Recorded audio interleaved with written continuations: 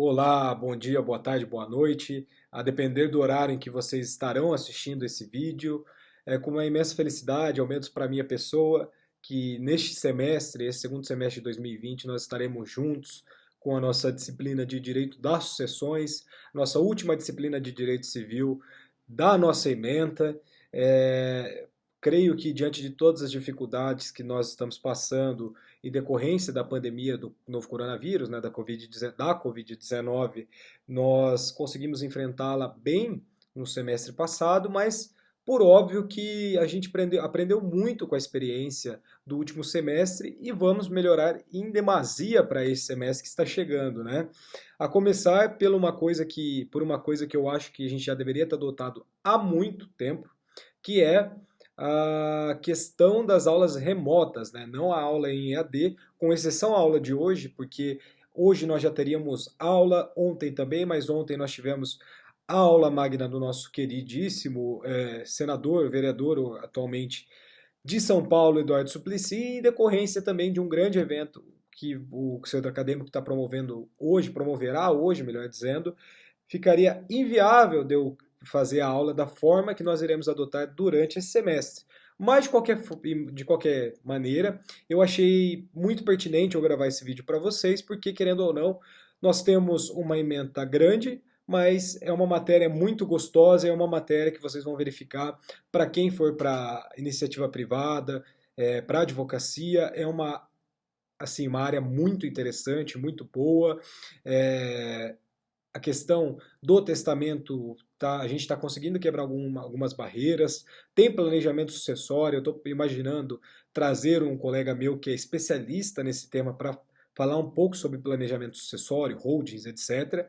Mas, primeiro eu vou explicar para vocês como que as nossas aulas funcionarão durante esse semestre, tá? Então, como eu adiantei, as nossas aulas não serão gravadas.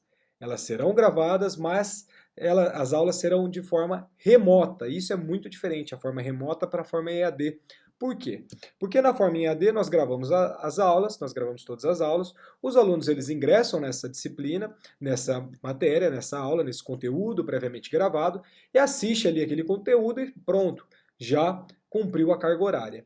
Mas, pelo que a gente tem verificado na metodologia, eu mesmo na minha experiência, como ali dentro do estágio de docência na Universidade Estadual de Londrina, que eu estou fazendo esse semestre, em conjunto também com a minha especialização em filosofia política e jurídica, que eu também tive aulas remotas e a experiência foi muito proveitosa, eu acho que a faculdade acerta e acerta em cheio quando ela para de fazer as gravações dos vídeos prévios e começa a fazer as aulas de forma ao vivo, né? Então nossas aulas serão remotas, ao vivo. Eu vou adotar a plataforma Zoom, porque eu já tenho a plataforma Zoom da forma paga, em decorrência aqui do escritório, das reuniões, enfim. É uma ferramenta que eu estou usando bastante, fora os outros projetos que eu tenho, então é um aplicativo que eu já tenho acesso, então a nossa plataforma será a plataforma Zoom, que no meu ponto de vista está anos-luz na frente do Meet, apesar do Meet eu ter o meio institucional da UEL, conseguir gravar, etc. Para mim o Zoom é muito melhor do que o Meet, então nós adotaremos a plataforma Zoom, tá?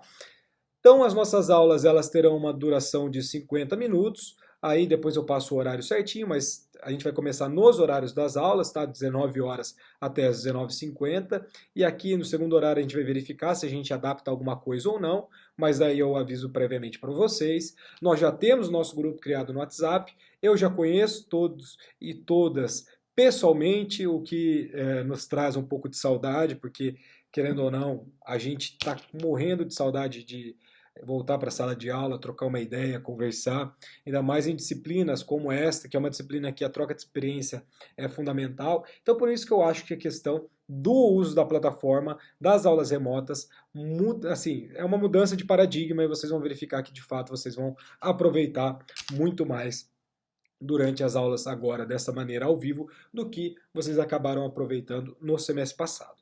Só que também tem algumas adaptações que eu também acho que a gente acerta bastante, por exemplo, o controle pela chamada. vou fazer chamada no começo, no final, eu não sei ainda como que vai funcionar, mas vou fazer chamada. O vídeo, vocês vão deixar aberto o vídeo, salve as sessões, se alguém tiver problema com chamada, se alguém não conseguir acessar o conteúdo, algo nesse sentido, vai ser feita uma justificativa, a própria universidade, a própria faculdade, ela vai direcioná-los, melhor dizendo, para esse tipo de situação, mas existirá agora um controle de presença, como é feito, por exemplo, na nossa UEL, na UEL a gente está fazendo isso também, então eu acho que faz muito mais sentido porque a aula é a aula. O que vai mudar é o meio, é o instrumento, a instrumentalidade, a gente está numa aula remota, mas nós teremos que estar ali como se fosse, né, como se fosse não, é um ambiente de ensino, de educação, e a gente tem que se portarmos, né, da forma adequada para tanto. Então, utilizaremos a plataforma Zoom de forma ao vivo. Todas as aulas serão gravadas e disponibilizadas também para o YouTube e na plataforma em EAD da instituição. Isso também foi um pedido da instituição, eu acho que é um pedido totalmente válido. Então, vocês, além de terem acesso a essa aula ao vivo, vocês terão esse acesso de forma posterior. Então, eventualmente, chegando ali perto da prova, a gente vai discutir essa questão da prova, mas chegando próximo à prova, algum trabalho, alguma coisa assim, vocês conseguirão ter. Eu apertei um botão e cortou o vídeo, mas enfim. Então vocês terão ainda acesso a essas aulas gravadas, tá? E aí, chegando perto da prova, trabalho, vocês conseguirão ali voltar, assistir às aulas, enfim, é uma coisa que a faculdade também sai na frente. Por exemplo, na UEL a gente não tem feito a gravação e nem disponibilizado, tá? Mas, sem mais delongas, nós estamos diante, então, da última disciplina, do último livro do nosso Código Civil. É uma matéria muito interessante, é uma matéria muito patrimonialista, é uma matéria para quem for tanto para a carreira pública, mas principalmente privada, abram os olhos, né? Porque, querendo ou não, é uma matéria que financeiramente é muito interessante, tá? Basicamente, de forma muito breve, a nossa ementa ela engloba a noção, né, as noções de sucessões, o direito sucessório, herança e legado, a abertura de sucessão, a sucessão legítima, a sucessão de companheiro, do companheiro é algo que também mudou de forma considerável, como a gente já estudou lá na parte das famílias, sucessão testamentária, inventário e partilha, e é claro, nós iremos também passar por algumas disciplinas, a gente vai trabalhar bem as questões que são fundamentais aqui para a nossa matéria, mas, por óbvio, conforme vocês já sabem também a metodologia que eu adoto, então vocês sabem como nós iremos caminhar. Sistema de avaliação. O sistema de avaliação mudou e mudou bastante, tá? Por quê? Porque a gente tem a P1 e a P2. Na P1, os instrumentos de avaliação são um trabalho escrito valendo 5 pontos, e esse trabalho escrito terá a data de entrega até o dia 28 de agosto, beleza? Um trabalho escrito. A gente vai fazer aqui algumas questões, alguns posicionamentos. Provavelmente todos esses trabalhos, tirando a prova, serão feitos em dupla, tá? Então, eu estou sistematizando isso, estou bolando bem isso, para a gente disponibilizar, trabalhar algumas questões mais polêmicas, que, sem dúvida, vale muito a pena para a gente ter uma visão crítica, como é o que eu busco aqui sempre com vocês. Professor, não consegui entregar no dia 28 de agosto, como a gente teve algumas experiências aí, principalmente no primeiro trabalho que eu enviei para vocês no semestre passado. Então, se não conseguir entregar até dia 28 de agosto, eu deixo o prazo até o dia 4 de setembro para vocês entregarem esse trabalho valendo 3,5. Então, até o dia 28 de agosto, valendo 5, até o dia 4 de setembro, para quem não entregou, claro, até o dia 28, valendo 3,5. Após o dia 4 de setembro, já era, não adianta chorar, eu não vou poder atribuir nota, porque é uma recomendação da instituição, claro, salvo as exceções que a gente já sabe, tá? 5 pontos, então, esse trabalho escrito. Também, para complementar essa nota da P1, a gente vai ter uma prova online, essa prova online já tem data, dia 22 de setembro, tá? Então, dia 22 de setembro, nós teremos uma prova online. Essa prova online, eu estou estudando qual é o melhor instrumento, qual é a melhor ferramenta para nós utilizarmos, tá? Provavelmente será ou formulários da Google ou o Classroom, tá? O Google Classroom é uma ferramenta muito simples, muito tranquila de se trabalhar e provavelmente a gente vai abrir ali um X de tempo para vocês estarem fazendo as questões e, por óbvio, é um trabalho, é uma prova em que o objetivo é fazer um panorama geral do nosso primeiro bimestre. Segundo bimestre. O segundo bimestre, os instrumentos são também um pouco, bastante até diferentes ao serem comparados com o do primeiro bimestre. Por quê?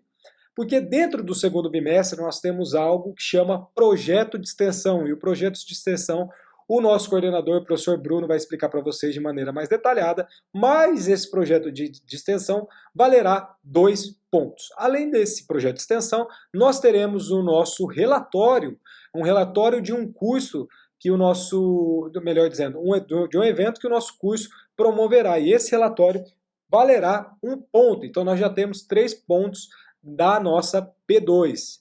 E além disso, lá pelas datas do dia 20, 26 e 27 de setembro, nós teremos seminários online. Então a gente vai adotar um pouco da metodologia ativa aqui para vocês participarem mais.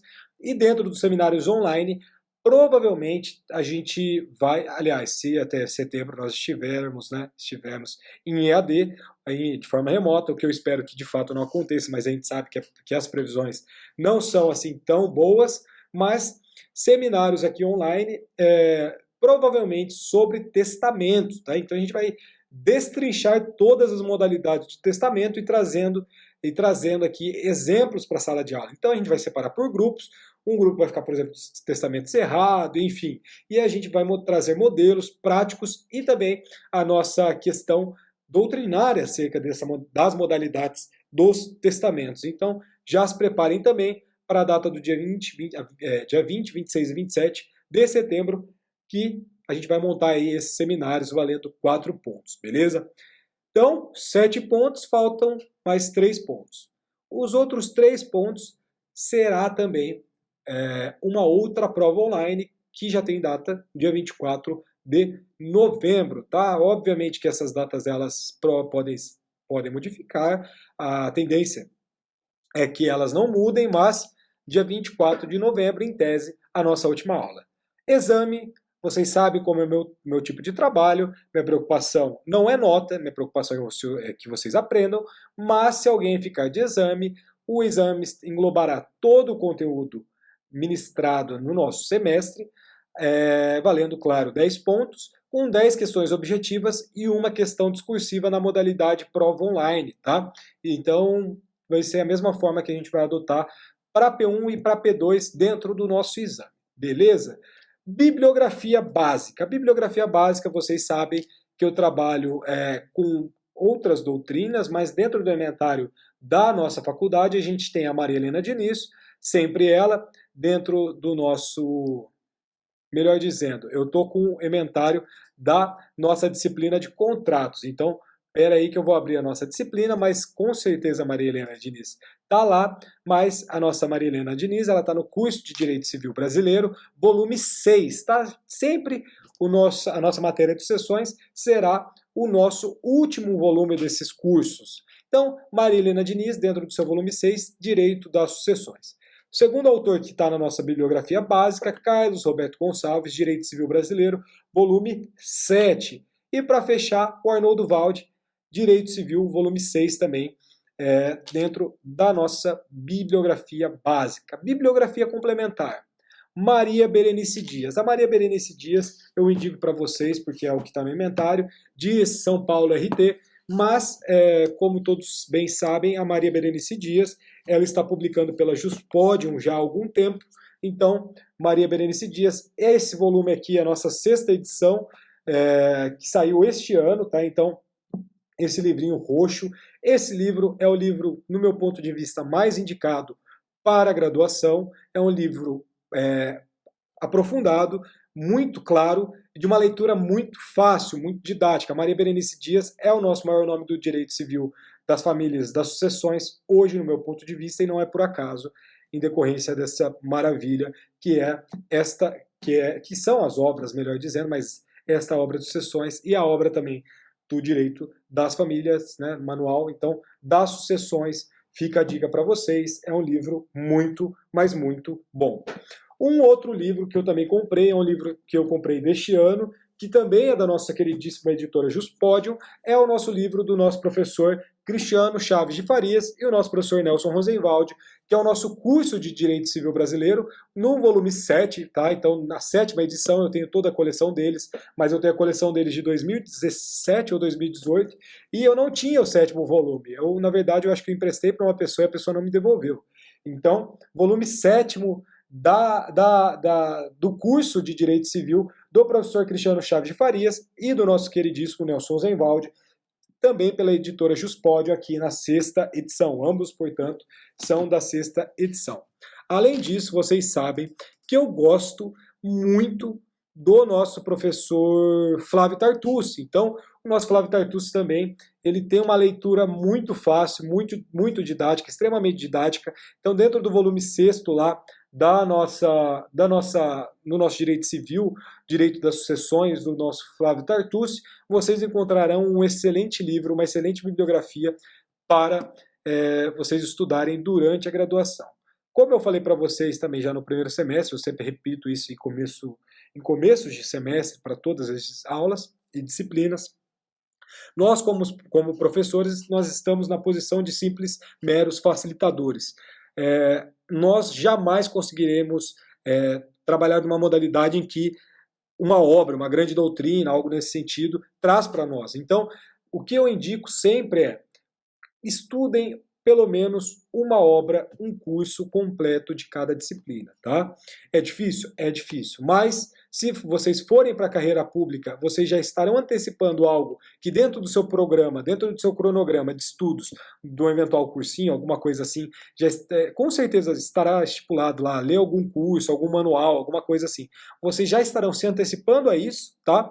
E para quem for para a área privada, ainda mais, porque nós estamos num mercado totalmente inchado, vocês sabem bem disso, a advocacia é um mercado inchado, mas é um mercado em que os grandes profissionais se destacam e, obviamente, conseguem ali um bom trabalho, conseguem angariar clientes, etc. Então, um bom profissional, com toda certeza, é uma pessoa que lê muito, e não só livros jurídicos, literatura no modo geral. Então, direito se lê muito. Se vocês estão fazendo um curso de direito sem lerem muito, enfim, alguma coisa está fora do normal. Então, comecem a estudar assim dessa modalidade. Tem bastante gente que veio trocar ideia comigo no semestre passado, referente a se, professor, como que eu estudo, como que é a forma que o senhor estuda, tal. Eu dei algumas dicas, mas cada um tem o seu modo, né, o seu modo próprio de estudo. Eu tenho o meu modo de estudo, cada um se adapta da forma que achar melhor, enfim. Mas eu sempre estou totalmente disponível aí para trocar uma ideia neste sentido. Então, eu acho que é isso. Eu queria passar muito brevemente, mas só para ter uma noção geral, para dar uma noção geral acerca do que a gente vai estudar aqui. Então, é uma introdução que eu me propus a fazer também aqui na nossa aula de hoje, tá? Por quê? Porque o nosso livro de Direito das Sucessões, ele é o nosso último livro do Código Civil de 2002, assim também como acontecia no nosso Código Civil de 1916. Então, no nosso Código Civil português, no Código Alemão, o BGB, o famoso BGB, também. Então, a nossa disciplina de sucessões, no modo geral, ela vem estruturada e disciplinada lá no nosso último livro dos Códigos Civis, assim, mais tradicionais, vamos dizer assim. E não poderia ser diferente, por quê? Porque imaginem, né? A morte, ela sempre deve fechar qualquer norma geral que se diga de forma valorizada da vida privada da pessoa humana. Então, a gente deixa a morte como igual a nossa vida, né? Lá para o final. Então, deixemos a nossa morte lá para o final e agora a gente chega na parte que a gente tem que estudar os efeitos sucessórios, tá? E de forma genérica, ou também, que a gente pode dizer de uma forma de sentido amplo, a palavra transmissão, que pode ocorrer tanto do ato inter vivos ou do nosso caso aqui, que é o mortis causa, né? Por exemplo, transmissão, uma doação. Uma doação é uma transmissão inter vivos. Vocês estudaram bem isso. Mas existe a possibilidade de fazer uma transmissão mortis causa. Então, como pontua bem o Pito Ferreira, ele vai falar para nós que a palavra sucessão não é específica do nosso direito hereditário. ou do nosso direito das heranças. Então, o direito hereditário não a usa com exclusividade. Então, realmente, a nossa sucessão tanto opera ali entre as pessoas vivas, como também por causa da morte. Quando a sucessão opera entre pessoas vivas, a gente vai denominar, vai chamar isso de intervivos, que será sempre a título singular, como ocorre, por exemplo, numa eventual cessão de crédito e uma eventual transferência de bens, etc. No nosso direito hereditário, a sucessão ela opera de forma causa-mortis, assim, portanto, de forma diferente. Lá a gente tem a intervivos, aqui a gente tem a causa-mortis. E a sucessão causa-mortis é um vir em seguida no espaço e no tempo. Então, nesse contexto categórico, o termo sucessões, que aparece para nós, deve ser lido apenas para incorporar a sucessão mortis causa, tá? Ou seja, aquela que decorre da morte, do falecimento, do fim dessa pessoa natural. E a sucessão por ato intervivos, que pode estar presente ali em inúmeras situações, vocês já estudaram ela, já estudaram a sucessão intervivos, quando vocês estudaram obrigações, quando vocês estudaram contratos, enfim. Então, uma cessão de débito, uma cessão de contrato, enfim. Vocês já estudaram a sucessão intervivos e a gente aqui vai se limitar a estudar, e aqui é muito interessante para delimitar a semântica do nosso estudo, a sucessão causa-mortis, tá? E dentro dessa ideia de transmissão hereditária é que vai surgir o nosso direito das sucessões. E como que a gente poderia definir esse direito das sucessões? E o Carlos Maximiliano, ele traz uma definição muito interessante, que ele vai falar para nós que o direito das sucessões, no sentido objetivo, é o conjunto de normas reguladoras da transmissão dos bens e obrigações de um indivíduo em consequência de sua morte. Então esse é o sentido objetivo.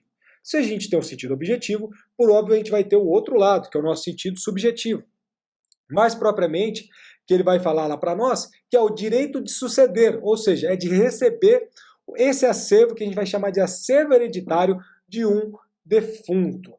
E ressalta-se que esse duplo sentido, objetivo, subjetivo, é seguido por inúmeros juristas, como por exemplo o nosso Orlando Gomes, denotando muito bem o ramo do nosso direito privado que, ora, se investiga. Então a gente vai investigar um âmbito de um direito privado que é muito interessante. E ainda entre os clássicos, a gente tem que trazer a figura do grande Clóvis Bevilacqua, que vai utilizar ainda a expressão direito hereditário ao definir que o nosso direito hereditário ou das sucessões é o complexo dos princípios segundo os quais se realizada a transmissão do patrimônio de alguém que deixa de existir.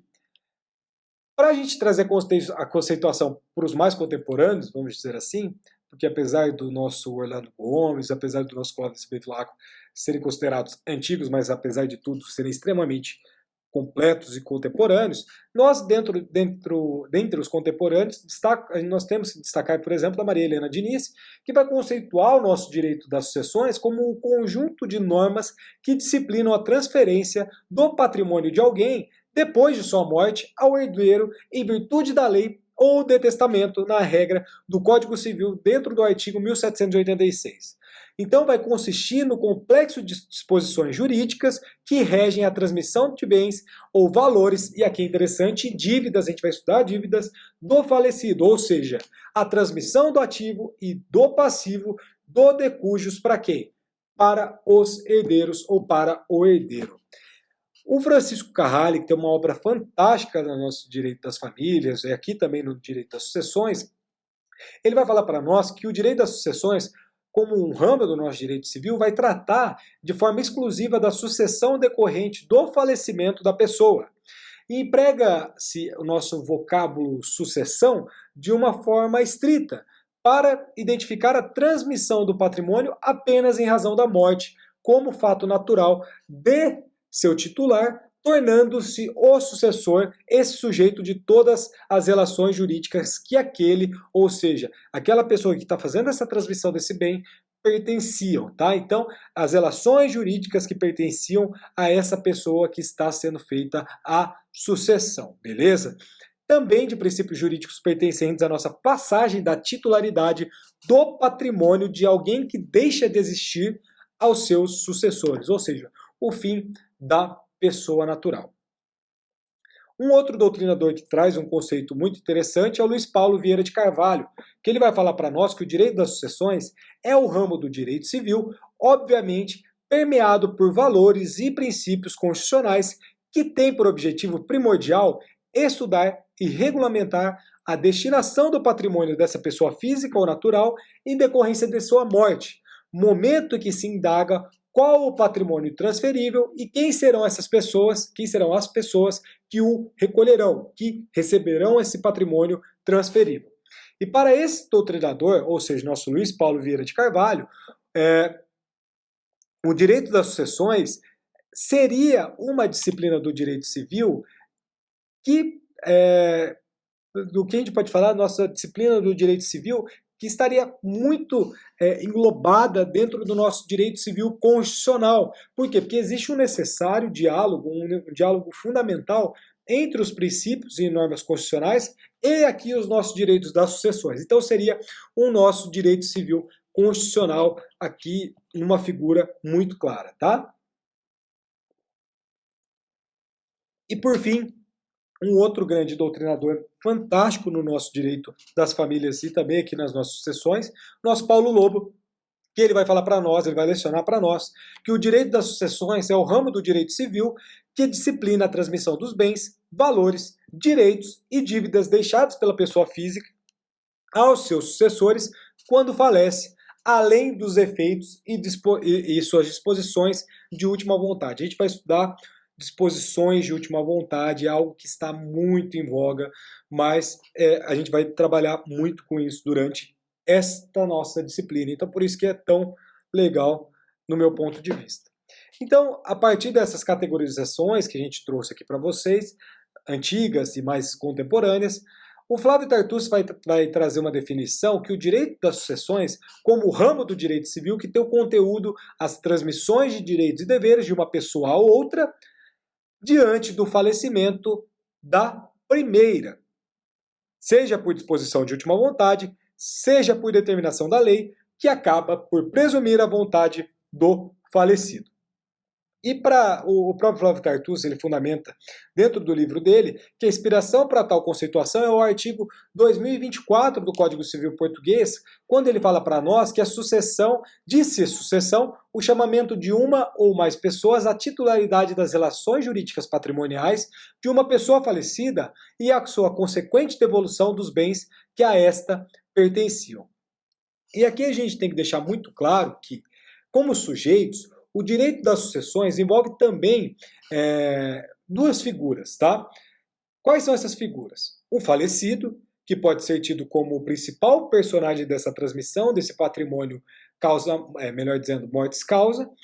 Para tal figura também são utilizados o nosso termo morto, o nosso termo autor da herança, o nosso de cujos, né? O de quem, enfim. Então você vai ver uma infinitude, por exemplo, de peticionamentos com de cujos, autor da herança, morto. Morto é um pouco menos comum, né? Muito se utiliza autor da herança e de cujos, pelo menos é o que eu identifico na prática forense, tá? Que simplifica a expressão aquele de quem a herança se trata. Então, de cujos é aquela pessoa de que a gente está discutindo essa herança. Se há o nosso de cujos, vai existir também um outro lado dessa relação, essa outra parte, que é o herdeiro ou sucessor, que é aquela pessoa que vai receber a transmissão dos bens pelo falecimento do primeiro. E partindo para a razão de ser desses institutos sucessórios, como muito bem leciona o nosso José de Oliveira Ascensão, um dos fundamentos da sucessão mortis causa é a nossa exigência da continuidade da pessoa humana, sendo muito interessante a lição do nosso José de Oliveira Ascensão, porque ele vai trazer essa, vamos dizer assim, essa infinitude dessa continuidade da pessoa humana, tá? E a gente pode concluir, na verdade, que o nosso direito das sucessões, ele está sim baseado no direito de propriedade e na função social dentro dos nossos dispositivos, os nossos incisos 22 e 23 do nosso artigo 5º da Constituição Federal. No entanto, mais do que isso, a sucessão mortis-causa tem também um peso muito grande na valorização constante da nossa dignidade humana, seja do ponto de vista individual ou seja do ponto de vista coletivo, conforme muito bem retrata o nosso inciso 3º, artigo 1º da Constituição e o nosso artigo 3º, inciso 1º da Constituição. A gente inverte, né? Artigo 1º, inciso 3º e artigo 3º, inciso 1º da Constituição Federal, e tratando o nosso preceito da solidariedade social como muito influenciadora da nossa incidência nas relações privadas. Então, nosso princípio da solidariedade aparece de forma gritante aqui para os nossos direitos das sucessões, beleza? Desculpa, estou tomando bastante água, que a garganta já está indo, é o primeiro dia de aula. Mas eu já gravei a aula para o 4º período, então tudo bem, tem que calejar um pouco. E dentro dessa fala que eu estou tentando passar aqui para vocês, a gente tem que se atentar também ao fato de ser o nosso direito à herança garantido como um fundamento constitucional também. Então é um direito fundamental. É um direito fundamental o direito à herança. E quando que está isso, né? Onde a gente encontra isso? Desculpa, eu dei uma olhada no celular porque estou recebendo aqui um e-mail, mas dentro da Constituição, lá no nosso inciso 30, no artigo 5º, a gente tem o nosso direito fundamental, que vai justificar o nosso direito à herança.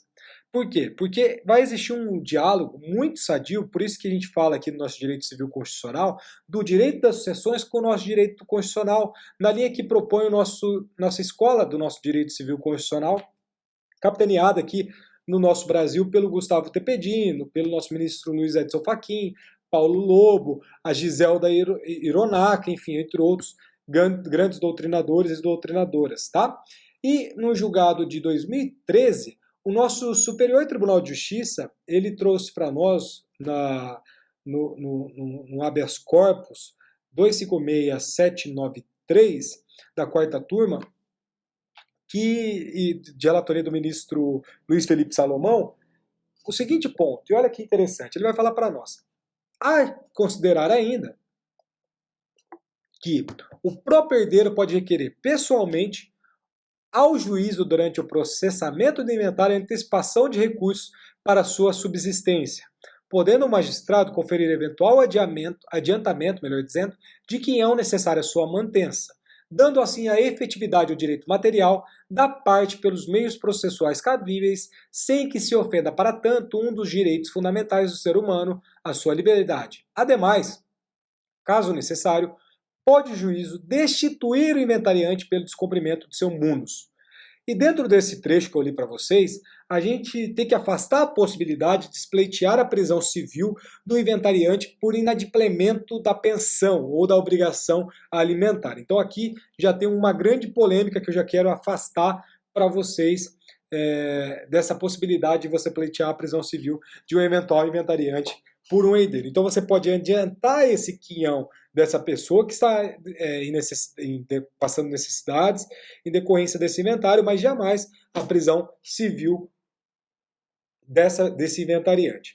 Mas a gente vai reconhecer o direito desse herdeiro a requerer, portanto, essa antecipação desses valores aqui visando a manutenção de uma vida digna, na nossa dignidade da vontade urbana, se baseando num termo cada vez mais famoso, que é o nosso patrimônio mínimo ou mínimo existencial da pessoa humana, e aqui a gente sempre remete ao nosso grande ministro, nosso professor da UFPR, Luiz Edson Fachin. Um outro julgado que é muito interessante, vale a pena trazer aqui para vocês, é o nosso julgado do Tribunal de Justiça do Rio Grande do Sul, sempre eles também, no sentido de que não existe a necessidade de que os herdeiros terem que se desfazer de bens ali para conseguirem um acesso à justiça no processo de inventário. Então o que eu estou querendo dizer aqui? A gente está querendo dizer, por exemplo, no caso aqui que a gente está tratando lá no agravo de instrumento que foi julgado no TJ do Rio Grande do Sul, existiam 9 herdeiros para um bem imóvel. Então, imagina, a gente tem um inventário extremamente vultuoso, onde se pode ter inúmeras custas processuais, enfim, etc. Mas é um inventário para um bem imóvel para 9 herdeiros. E é muito claro o entendimento da corte gaúcha, e aqui a corte do Paraná também, de que a parte não precisa se desfazer de qualquer bens para ter acesso à justiça. Então imagina, nós iremos estudar, mas se existe um processo de inventário judicial, custas, honorários, por exemplo, o registro depois no cartório imobiliário, ITCMD, enfim. Imagina, você tem um único bem, e aí você tem um bem lá de 50 mil reais e só de custas, impostos, etc., você vai ter que pagar lá 20 mil reais. Enfim, não parece adequado. Então você não pode, entre aspas, sacrificar o bem em decorrência desse acesso à justiça, tranquilo?